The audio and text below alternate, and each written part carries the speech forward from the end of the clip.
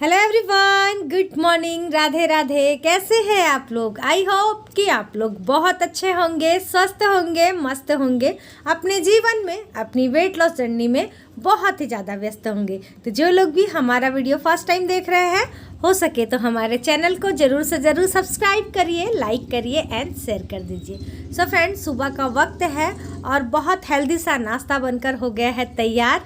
तो चाय भी बन गई है और साथ ही पोहा भी बन गया है।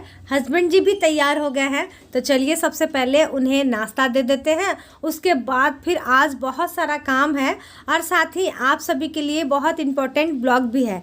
मैं अपने वेट लॉस जर्नी में इंटरमिटेंट फास्टिंग किस तरीके से की थी, सारी बातों को मैं इस ब्लॉग में शेयर की हूँ। तो आप लोग इस ब्लॉग को लास्ट तक ज़रूर से ज़रूर देखिएगा।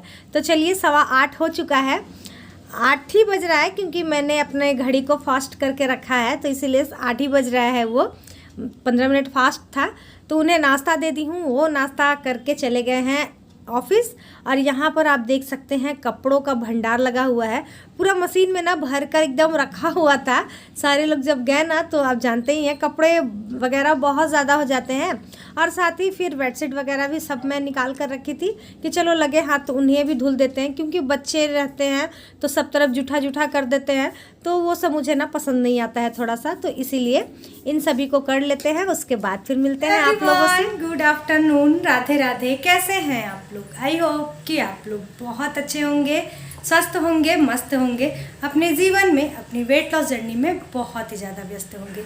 जो लोग भी हमारा वीडियो फर्स्ट टाइम देख रहे हैं, हो सके तो हमारे चैनल को ज़रूर से ज़रूर सब्सक्राइब कर दे, लाइक कर दे एंड शेयर कर दे। सो फ्रेंड, आप सभी की वेट लॉस जर्नी कैसी चल रही है, कमेंट कर कर हमें ज़रूर बताएं। तो सबसे पहले तो हम फ़ोन को लगाते हैं स्टैंड पर, क्योंकि हाथ में फ़ोन लेकर कितने देर तक बात कर पाएंगे। तो उससे अच्छा है क्यों ना हम इसे स्टैंड पर ही लगा दें। एक सेकेंड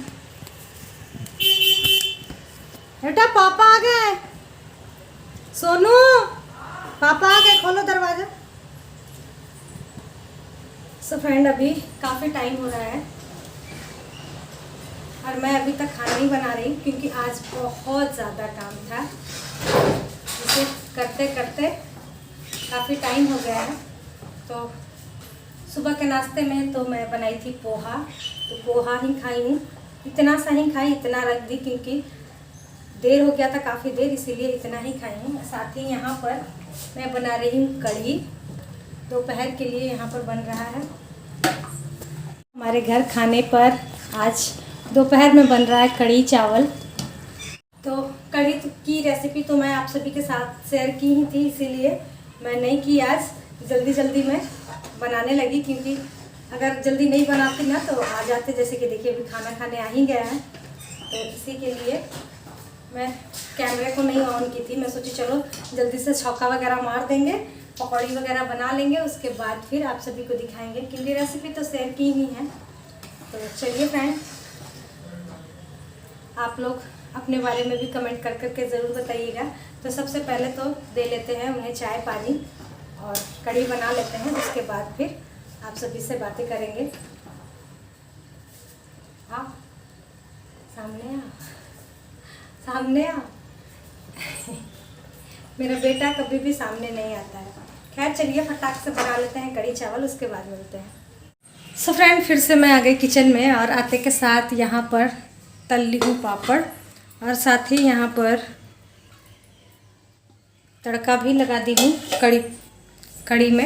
अब चलते हैं खाना निकालते हैं, क्योंकि काफ़ी टाइम हो गया, 2 बज गया है। तो फटाक से खाना निकालते हैं और खाते हैं।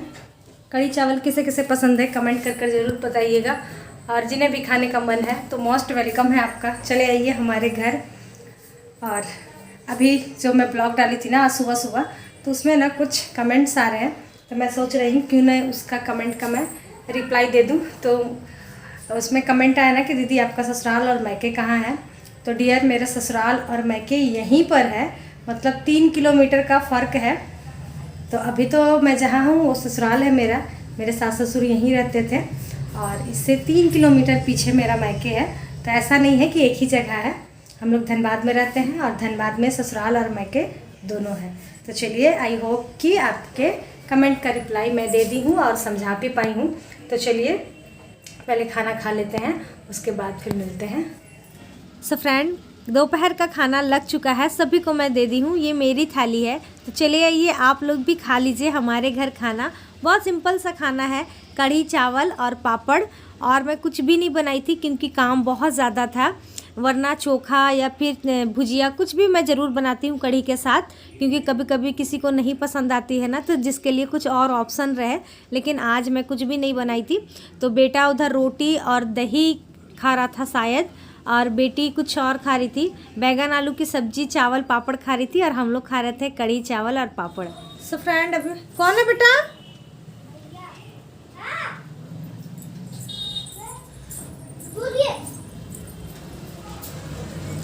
सो फ्रेंड, अभी शाम के बज रहे हैं 4 और सारा काम काज वगैरह सब कुछ हो गया है और वॉक वगैरह सब कुछ हो गया है। और मुझे लग रहा है ठंड, क्योंकि हमारे तरफ घर तरफ हो रही है बारिश।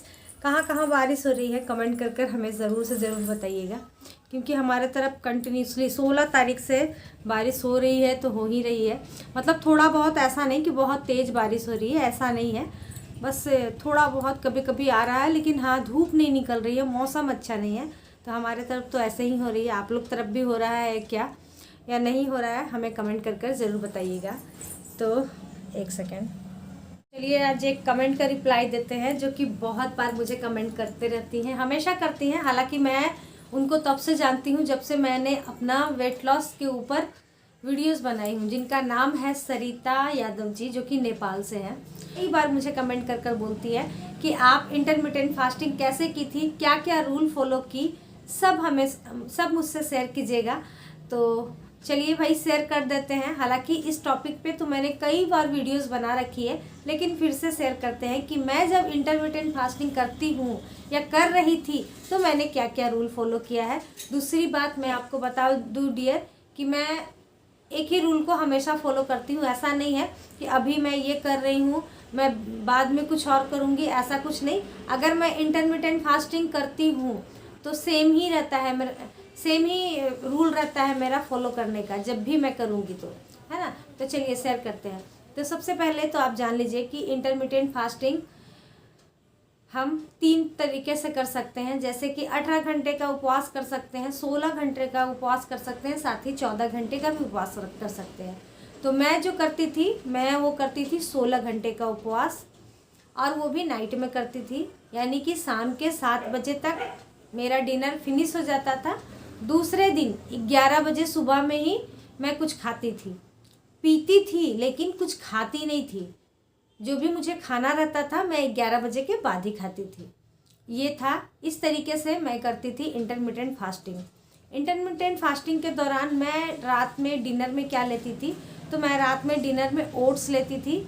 ओट्स की रेसिपी भी मैंने शेयर कर रखी है अपने ब्लॉग में। और साथ ही मैं सूप भी लिया करती थी। सूप मैं बहुत कम लेती थी, कभी कभी लेती थी, क्योंकि मुझे सूप उतना अच्छा नहीं लगता है, तो इसीलिए सूप मैं बहुत कम लेती थी। सबसे ज़्यादा मैं ओट्स लेती थी और साथ ही मैं फ्रूट लिया करती थी। शाम के 7 बजे तक मेरा डिनर फिनिश, उसके 1 घंटे बाद मैं ग्रीन टी लेती थी, फिर उसके 1 घंटे बाद मैं गर्म पानी वगैरह लेती थी। यानी कि मैं रात को सोती थी 11 बजे, मैं रात में 11 बजे सोती थी, तब तक मेरा ग्रीन टी भी हो जाता था टाइम से, पानी भी मैं टाइम से पी लेती थी, और फिर सोने का भी टाइम मुझे अच्छे से मिल जाता था। ग्रीन टी पीने से ना हमें बहुत अच्छा नींद आता है, ये बात मैं मानती हूँ। बहुत गहरी, बहुत अच्छी नींद आती है। अगर आप लोग भी देखिएगा, जिन लोगों को ग्रीन टी सूट करता है ना, तो रात में आप पीजिएगा, देखिएगा ये चीज़ आपको फील होगा कि सच में रात में ग्रीन टी लेने से ना बहुत अच्छा नींद आता है।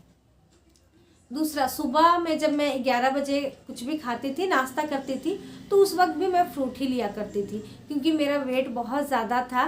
तो इसीलिए मैं अनाज का बहुत कम उपयोग करती थी। ज़्यादा मैं फ्रूट सैलेड, बेसन के चीला, इन सभी पर ही ज़्यादा डिपेंडेंट थी। रोटी मैं नहीं खाती थी। इंटरमिटेंट फास्टिंग में मैं रोटी नहीं खाई हूँ, मैं सिर्फ दोपहर में चावल खाई हूँ, रोटी मैं खाई ही नहीं थी। तो इस तरीके से मैं अपना इंटरमिटेंट फास्टिंग को कंप्लीट करती थी। रात को 7 बजे के बाद मेरा डिनर ख़त्म। सुबह उठते के साथ सबसे पहले थायराइड की मेडिसिन लेती थी, उसके 1 घंटे बाद गुनगुना पानी, उसके 1 घंटे बाद मैं गुड़ वाली चाय लेती थी। उसके बाद फिर जब तक मेरा काम ख़त्म नहीं होता था, यानी कि 11 बजे, कभी 11:30 बजे, जब मेरा पूजा पाठ सब कुछ हो जाता था, उसके बाद मैं फ्रूट खाती थी। तो कुछ इस तरीके से होता था मेरा इंटरमिटेंट फास्टिंग। आप ज़रूरी नहीं है कि आप भी मेरे तरह ही करें, बिल्कुल ज़रूरी नहीं है। जिस तरीके से आपको कोई भी प्रॉब्लम ना हो, आप उसी तरीके से करिए। ज़रूरी नहीं है मैं जिस तरीके से की हूँ आप भी उसी तरीके से कीजिए, नहीं, बिल्कुल भी नहीं। इंटरमिटेंट फास्टिंग में आप रात में 7 बजे तक रोटी भी खा सकते हैं। ज़रूरी नहीं है कि ओट्स ही खाना है, ऐसा कुछ नहीं है। आप 7 बजे तक अपना डिनर फिनिश कर लीजिए, उसके बाद फिर आप दूसरे दिन 11 बजे के बाद आप रोटी खा सकते हो, पराठे खा सकते हो, फ्रूट खा सकते हो, चीला खा सकते हो, आपका जो मन करता है आप करिए। लेकिन हाँ, जो भी खाइए 32 बार च्यू करके ही खाइए, यही है। तो चलिए डियर, उम्मीद करती हूँ कि आप सभी को मैं समझा पाई हूँ कि मेरा जो इंटरमिटेंट फास्टिंग था वो किस तरीके से था। लेकिन हाँ, पूछने से नहीं होता है, मेरे बताने से नहीं होता है डियर, करना पड़ेगा आपको। आप जब तक नहीं करोगे तब तक कुछ नहीं होगा। आप मुझसे 10 बार पूछोगे, मैं 20 बार बताऊँगी, लेकिन बताने से तो कुछ नहीं होगा ना। आपको करना पड़ेगा। जब तक आप नहीं करेंगे तब तक आपका वेट कम नहीं होगा। सिर्फ मेरी बातें सुन लेने से आपका वेट कम नहीं होगा। इसके लिए आपको करना होगा, 32 बार करना होगा, 32 बार के सारे रूल्स को फॉलो करना होगा, तभी जाकर के आपका वेट कम हो सकता है। नहीं तो सुनने से कुछ नहीं होता है डियर। बस लगता है कि हाँ करेंगे करेंगे करेंगे, लेकिन करेंगे करेंगे सोचने से कुछ नहीं होता है, करना होता है। तो इसीलिए देर बिल्कुल भी मत कीजिए, आज से ही स्टार्ट कीजिए। आज से ही 7 बजे तक अपना डिनर फिनिश कर लीजिए और उसके बाद फिर रेगुलर कंटिन्यू रहिएगा। तो चलिए ये चलते हैं किचन में, क्योंकि मुझे अभी किचन में काम है और हस्बैंड जी आ चुके हैं तो उनसे ही काम करवाना है। तो चलिए चलते हैं किचन में। सो फ्रेंड, अभी रात का समय हो रहा है, रात का खाना पीना हमारा सब कुछ हो गया है। ज़्यादा टाइम नहीं हो रहा था, रात के 8 ही बज रहे थे, तो पूरा खाना हो गया था। और आप देख सकते हैं मेरे स्लैब की हालत किस प्रकार हो चुकी है। तो पहले मैं जो पेपर लगाई थी ना, उन सभी को निकाल दी, क्योंकि जगह जगह ना बहुत जल गया था, थोड़ा बहुत सा सिकुड़ सा गया था, फट सा गया था। तो वो फिर ना पानी घुस रहा था ना उसके अंदर, तो बहुत अजीब सा स्मेल कर रहा था, जिसके कारण मैं दूसरा स्लैब पेपर मंगवाई थी, जो कि वो कुछ इस तरीके का है। तो खाना पीना तो हो ही गया था, उसके बाद बर्तन वगैरह सब हम लोग धुल लिए थे और बहुत मशक्क़त करने के बाद देखिए फिर से लगवा लिए हैं। वैसे अगर रियल का टाइल्स लगवा लेते तो बहुत ज़्यादा अच्छा रहता, लेकिन मैं कुछ रीज़न्स के वजह से वो सब अभी नहीं करवा पा रही हूँ। बहुत जल्द करवाएंगे, लेकिन जब तक नहीं करवा पा रहे ना तब तक के लिए इसी से काम चलाते हैं। और ये भी काफ़ी अच्छा होता है, ऐसा नहीं है कि बुरा होता है, बस थोड़ा सा सेफ्टी के साथ इस पर काम करने की ज़रूरत होती है, वरना फिर थोड़ा सा धोखा दे देता है। लेकिन अगर सेफ्टी के साथ अगर काम करेंगे ना तो ये काफ़ी टाइम तक चलता है। मेरा जो इससे पहले का लगा हुआ था वो बहुत अच्छा था, बहुत दिनों तक चला, लेकिन हमारी ही गलतियों के कारण वो ना जगह जगह से फट गई थी, वरना वो नहीं फटती। तो चलिए फ्रेंड, आज का ब्लॉग भी यहीं तक रहने देते हैं, कल फिर मिलते हैं नए ब्लॉग के साथ, नई बातों के साथ, नई उम्मीदों के साथ। उम्मीद करती हूँ आज का छोटा सा ये ब्लॉग आप सभी को पसंद आया हो। अगर पसंद आया हो तो इस ब्लॉग में ज़रूर लाइक कीजिएगा, कमेंट कीजिएगा, और नए हैं तो सब्सक्राइब ज़रूर से ज़रूर कीजिएगा। तो आज के लिए यहीं तक, कल फिर मिलते हैं, बाय बाय।